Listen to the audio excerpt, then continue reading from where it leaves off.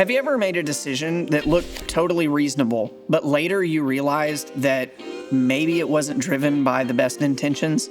It wasn't faith or peace, but rather just pressure, insecurity, scarcity, or honestly, sometimes just straight up ego.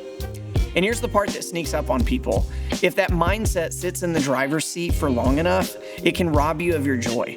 Faith starts to feel heavy, like a burden, like you always are second-guessing yourself. Welcome to Sermon Takeaways, where we take the Sunday message and turn it into a short recap for you to apply to your daily life. This week, we're taking a look at the first sermon in our Keys to the Kingdom series titled Kingdoms and Empires. If you'd like to watch the full sermon with all of the depth and detail, you can click the annotation on your screen or the link down in the description. But for now, here's the big idea in one sentence.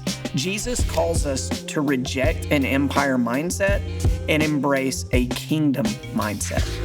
In Mark chapter 8, Jesus gets off of a boat, and the Pharisees immediately start arguing with him.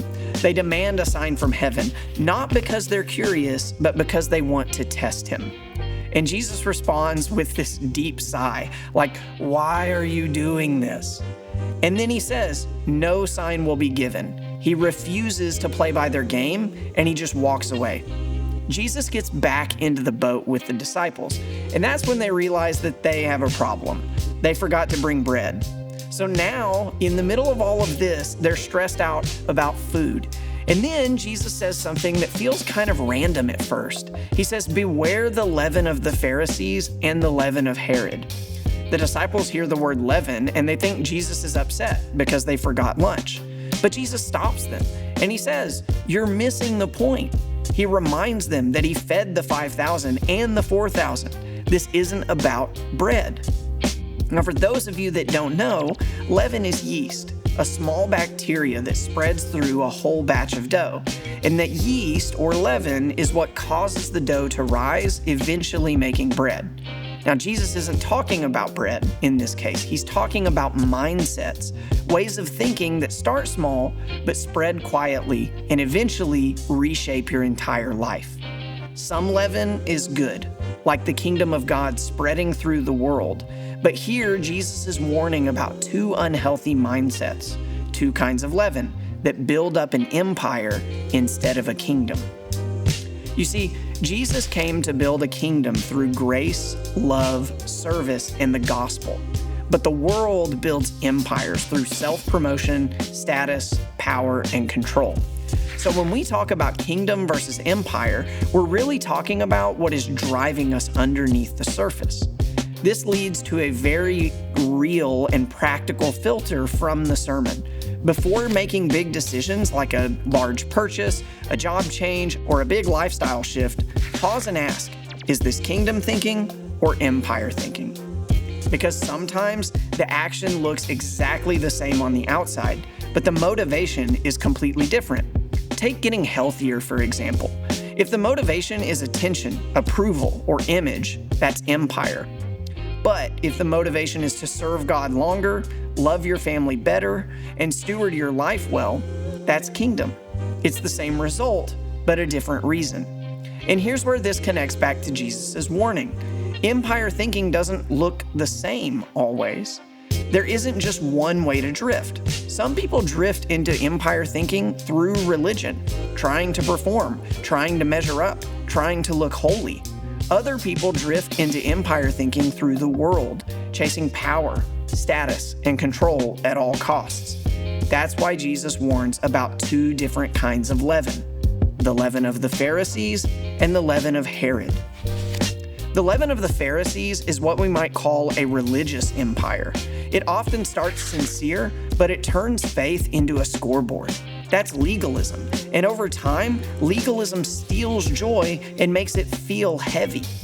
Then comes hypocrisy, because when the standards are impossible, people either have to pretend or they quit. There's also the danger of turning tradition into doctrine, when preferences get preached like God's commands, and people end up carrying burdens that God never asked them to carry.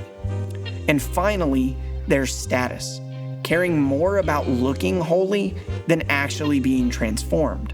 One of the most convicting ideas from the sermon is this: legalism shifts the spotlight off of God and puts it onto your lifestyle, your performance, and your appearance. That's not freedom. That's an unbearable weight. Then, Jesus warns about the leaven of Herod, which represents worldly empire. Herod's system was built on power, politics, and control. One part of that is a scarcity mindset. It's the belief that there's not enough to go around, so I've got to get mine, even if that means stepping on others. And kingdom thinking says God is my source, while empire thinking says I need to fend for myself. There's also license, the I do what I want when I want mentality. There's no surrender, no boundaries, just appetite and advantage. And then there's divided loyalty. Trying to serve God and serve the world at the same time? That's impossible. You have one foot in each camp, which ends up being allegiance to nothing. And this is why Jesus tells us that you can't serve two masters. Now, if you're listening to this and you're thinking, I feel both of those pulls sometimes.